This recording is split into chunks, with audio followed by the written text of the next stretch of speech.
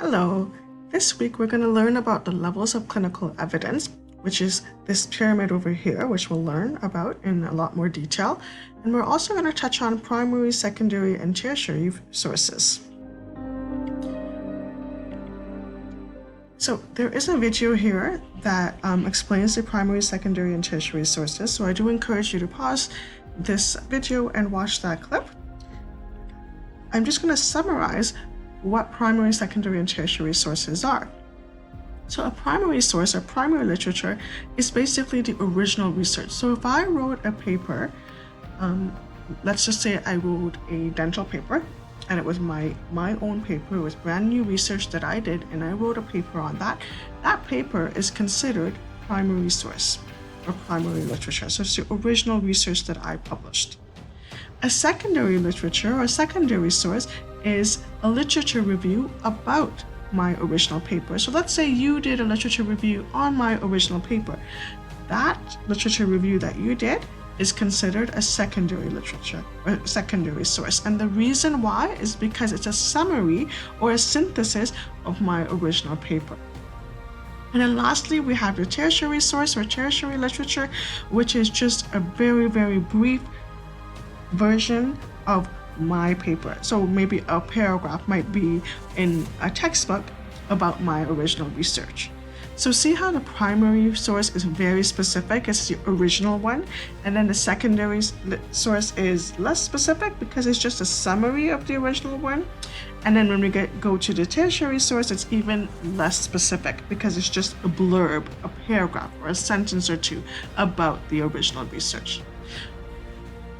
So this pyramid over here basically shows that the best type of source is your primary source. The higher up it is in the pyramid, the stronger the source, the better the source, the more credible the source. So primary source, your original research is the best, and the reason why is because secondary and tertiary sources could have been lost. Some things in there could have been lost in translation, which basically means that maybe when someone did a literature review on my original primary source, they probably didn't understand my topic as well, and so when they wrote some stuff about my paper, it wasn't accurate. So this is the most accurate secondary and tertiary source. There is a chance where the things written in these sources may not be as accurate. The primary source is the accurate one. It's the most specific one. It's the original one. So if there's a test question asking, what type of source is the best source, you would say primary source. Here are just some examples. So a diary, someone's diary is also considered a primary source. Any journal article that's showing new findings, so not literature review articles, but new research findings, would be considered a primary source. A secondary source is when you look at a journal or a magazine article which is doing a review about the previous findings. So it's not brand new research, it's just a review or a summary of the previous brand new research.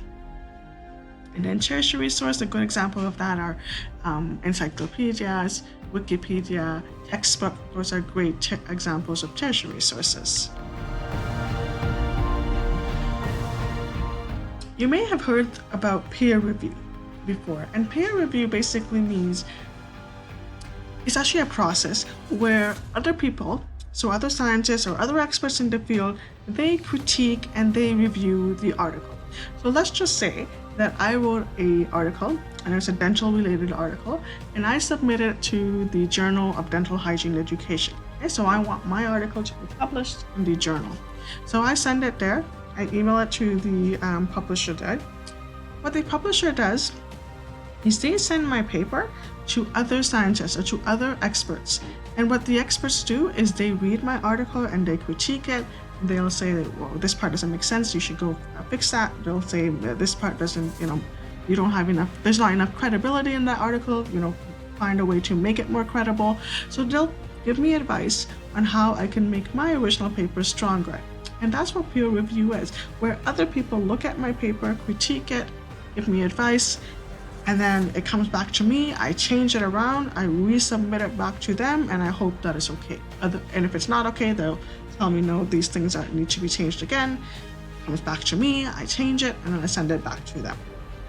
So it's quite a process. So peer review is anonymously done. No, I don't know who's reviewing my paper. It could be my best friend who's a hygienist and researcher or dental hygiene researcher, but I will never know because it's done anonymously. Several steps, because once I send it to them, they will have to send it back to me with feedback. Then I have to send it back to them. Then they might send it back to me again because I probably need to make more additions. So it's a several step process. And the articles or the publications or the journals, it will specify that the articles in the journal are peer reviewed. And how do you know? Sometimes you'll know right in the journal paper, and I'll show you an example where you'll know by looking at that paper that it's peer reviewed. Other times when you open a journal, and on the inside front cover, they might have a blurb saying that all articles published in this journals are peer reviewed. Another word for peer reviewed is refereed. And again, the reason why people do the peer review process is because it makes the article stronger. It improves the credibility of that article. So we love to see peer-reviewed articles. And anytime you're reading a paper or reading an article, you want to make sure that that article is peer-reviewed, because peer-reviewed means it's credible.